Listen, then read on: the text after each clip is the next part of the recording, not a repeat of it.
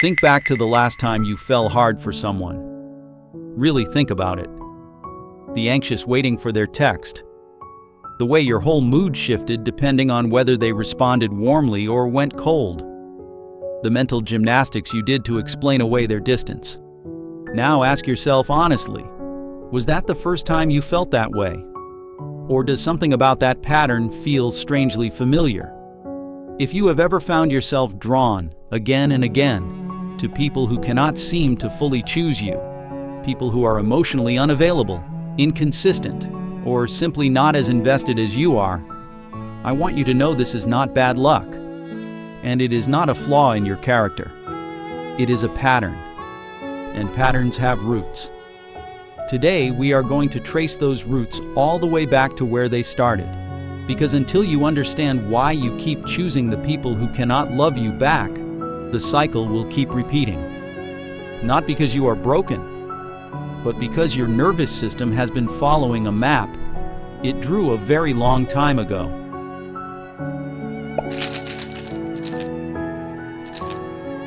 Here is the thing about patterns. They are almost invisible from the inside. When you are in the middle of one, it does not feel like a pattern. It feels like this particular person, this particular situation. This time is different. But zoom out and a picture starts to emerge. Maybe your partners have all been emotionally guarded in different ways. Maybe there is always something just slightly out of reach about the person you want most. Maybe the relationships that feel the most intense, the most electric, the most real, are always the ones that require the most work. Psychologists have a term for this. They call it repetition compulsion, the unconscious tendency to recreate familiar emotional dynamics, even when those dynamics cause us pain. It is not masochism. It is not stupidity. It is your psyche trying, over and over, to resolve something it never got to resolve the first time. The first time, for most of us, happened in childhood. Not necessarily through trauma in the dramatic sense. Sometimes it is something quieter. A parent who was loving but unpredictable. A caregiver who was present physically but emotionally unavailable. A household where love felt conditional on your behavior or achievement. Or simply the ordinary experience of learning that sometimes the people you need most are not always there. Your brain absorbed all of this, and it did something very logical with the information. It built a model. A working model of what relationships feel like, what love looks like, what you have to do to get it and keep it. That model was built before you could question it, before you had the language to name it, before you understood that it was just one family's particular version of love, not the universal truth. And then you grew up and took that model with you everywhere.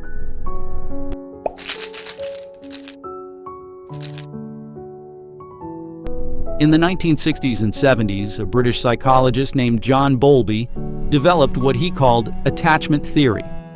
His insight was elegant and profound. The patterns of connection we form with our earliest caregivers become the template for every important relationship that follows. Later, researchers Mary Ainsworth and Mary Main expanded this work into what we now understand as the 4 main attachment styles. The first is secure attachment. Securely attached people grew up with caregivers who were consistently warm and responsive. They felt safe to explore the world because they trusted that comfort would be there when they returned. As adults, they tend to find relationships relatively natural. They can be close without feeling suffocated. They can be apart without feeling abandoned. They believe they are lovable, and they believe others are generally trustworthy. The second is anxious attachment. People with anxious attachment grew up in environments where love and attention were inconsistent. Sometimes the caregiver was warm and present. Sometimes they were distracted, cold, or unavailable. This inconsistency is actually more psychologically destabilizing than consistent coldness would be, because the child cannot predict what they will get, and unpredictability keeps you hooked. The child learns, I have to work hard for love. I have to stay alert. I have to be careful not to make a wrong move. As adults, anxiously attached people tend to be hypervigilant in relationships. They read every text tone. They notice every shift in the other person's energy. They need a lot of reassurance, but the reassurance never quite sticks, because underneath it all is a core belief that they are not quite enough. The third is avoidant attachment. These individuals grew up with caregivers who were uncomfortable with emotional closeness. Perhaps they were praised for being independent and self-sufficient. Perhaps emotional expression was dismissed or discouraged. The child learned to suppress their attachment needs entirely. As adults, avoidantly attached people tend to feel suffocated by closeness. They pull away when things get too intense. They are very comfortable in the early stages of relationships, but as genuine intimacy develops, something in them starts retreating. The fourth is disorganized or fearful attachment. This typically develops in the presence of frightening or unpredictable caregiving, and it involves a painful contradiction. The caregiver is simultaneously the source of comfort and the source of fear. The child cannot resolve this. They want closeness, and they are terrified of it at the same time. Now, here is where things get interesting. Research consistently shows that anxiously attached people are most strongly drawn to avoidantly attached people. And avoidantly attached people tend to be most activated by anxiously attached partners. These two styles fit together like a lock and key. The anxious person craves closeness and reassurance. The avoidant person pulls back whenever things get too close. The anxious person tries harder, brings more intensity, reaches further. The avoidant person feels crowded and retreats. The anxious person interprets the retreat as proof that they are not enough, which activates their deepest fear, which causes them to pursue even more. And the avoidant person, overwhelmed by the intensity, retreats even further. Sound familiar? This is not a coincidence. It is not just bad taste in partners. Your nervous system is doing exactly what it learned to do. It is choosing the familiar emotional frequency, the frequency that says love is something you have to earn and chase and prove yourself worthy of. And because this frequency is familiar, your nervous system labels it as real, as deep, as meant to be. The calm, available, consistent person, they feel boring. There is no charge, no electricity, nothing to solve. And so you overlook them, or you friend zone them, or you feel vaguely unsettled by how easy it is. Your nervous system has been trained to confuse anxiety with love. There is a neurological reason why this pattern is so hard to break. When you pursue someone who is inconsistent, your brain's reward system engages in a very specific way. Behavioral psychologists call it intermittent reinforcement, and it is the most powerful known mechanism for creating compulsive behavior in humans and animals alike. In a landmark series of experiments, B.F. Skinner showed that animals who received rewards on a random, unpredictable schedule became far more compulsive about seeking those rewards than animals who received them consistently. Consistent rewards became expected, then boring. Unpredictable rewards became an obsession. Your brain on intermittent reinforcement is chemically similar to a gambling addiction. When the person you are pursuing gives you warmth, attention, a moment of real connection, your dopamine spikes. But the spike is amplified specifically because you could not predict it, because you had to wait for it, because you were not sure it was coming. And the wanting, the anticipation, the ache of not knowing, that is its own kind of high. Your brain learns to associate this person not just with pleasure, but with the specific cocktail of anxiety and relief that intermittent reinforcement creates. Take them away, and you are in withdrawal. This is why no contact is so physically difficult in the early days.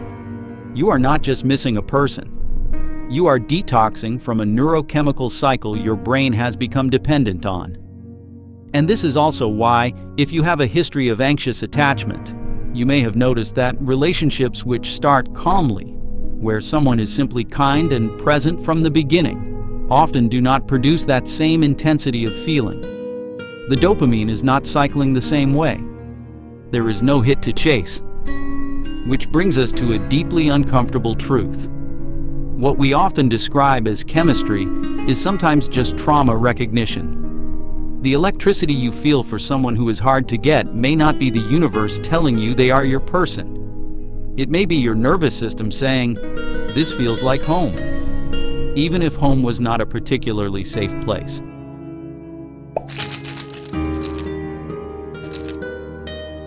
Every repetition compulsion comes packaged with a narrative. A story we tell ourselves about why we keep choosing who we choose. See if any of these sound familiar. The first story: they just need more time. If I am patient enough, consistent enough, loving enough, they will eventually open up. I can see who they could be if they just trusted me. I am not going to give up on someone who has so much potential. The second story: this is what deep love feels like. It is supposed to be difficult. The greatest love stories are always full of struggle. Easy does not mean real. The third story: no one else will understand me the way they do. We have this connection that I have never found with anyone else. If I let go of this, I may never feel this again. The fourth story: I just need to get this right. If I say the right thing, behave the right way, stop making the mistakes I always make, this will work. The problem is fixable. I just have to figure out how. These narratives are not stupid. They are protective. They allow you to stay in the pattern without having to face the more frightening possibility underneath. That you chose this person not despite their unavailability, but because of it. Because available felt dangerous. Because love without conditions felt unfamiliar. Because being truly seen and consistently held would require you to believe something about yourself that you are not yet sure is true. That you are worth it.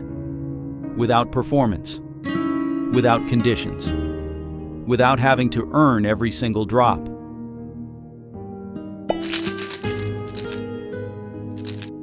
There is a concept in psychology called the internal working model. It is the mental blueprint you built in childhood that tells you, this is how relationships work.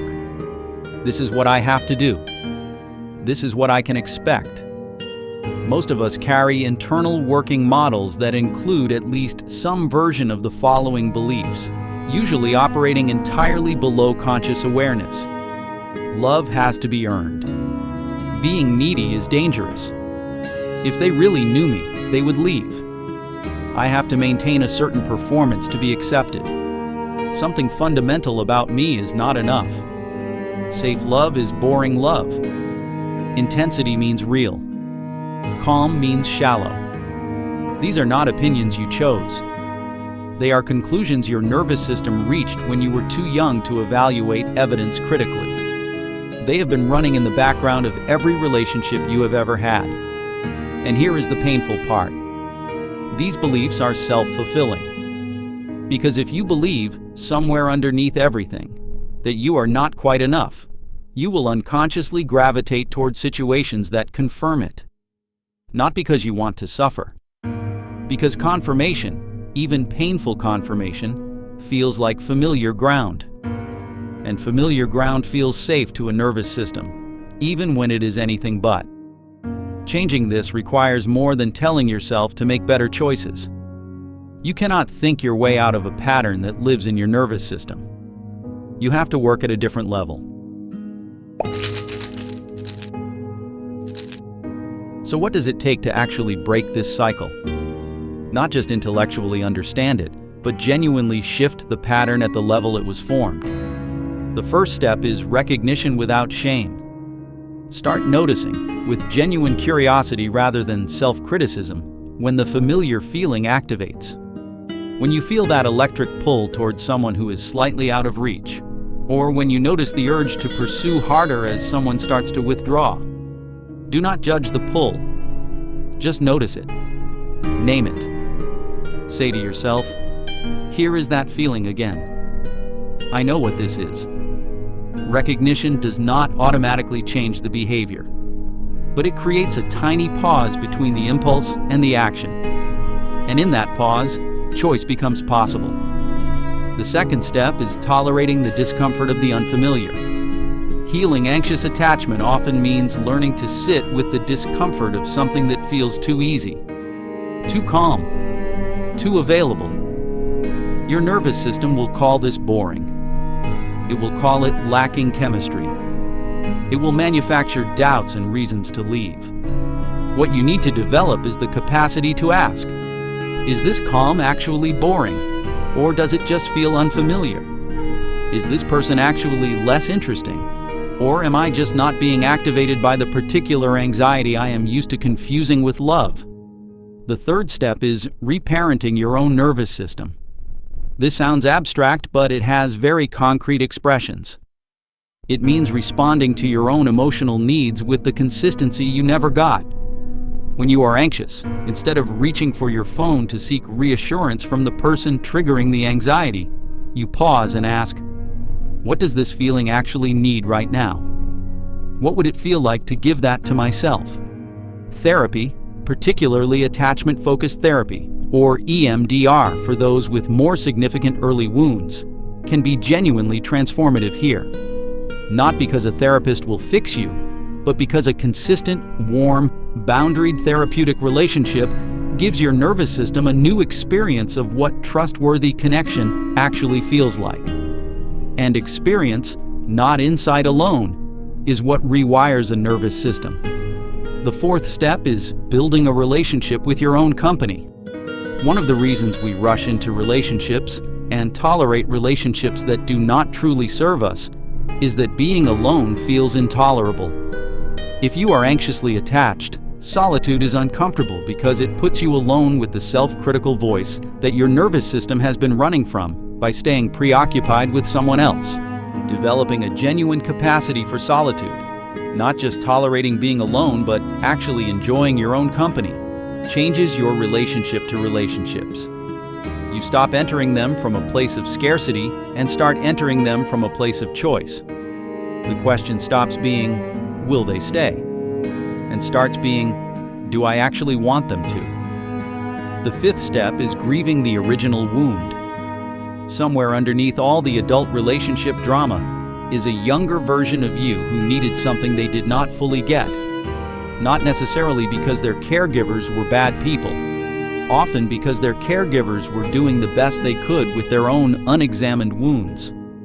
That younger self learned to manage the gap with strategies: performing, achieving, suppressing needs, staying hypervigilant, making themselves small or impossibly accommodating.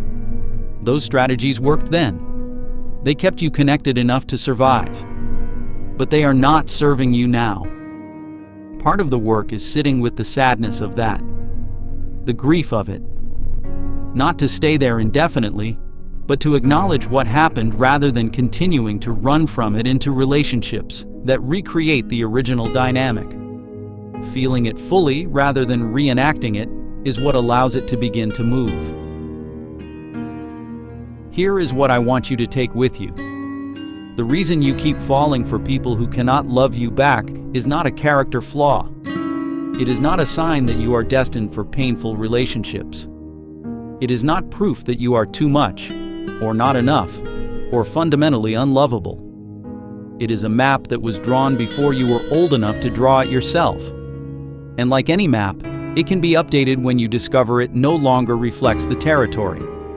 Your nervous system learned to call anxiety love. It learned to confuse the pursuit of someone unavailable with the experience of genuine connection. It learned to find the calm, safe, available person, slightly uninteresting, because calm and safe were not the emotional register that love arrived in during your earliest years.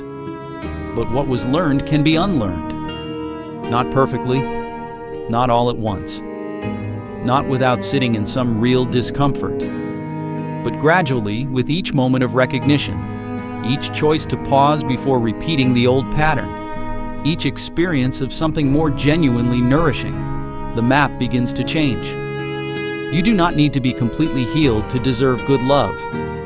You need to be honest about the pattern, curious rather than ashamed about where it came from, and willing to do the slow work of updating what familiar feels like.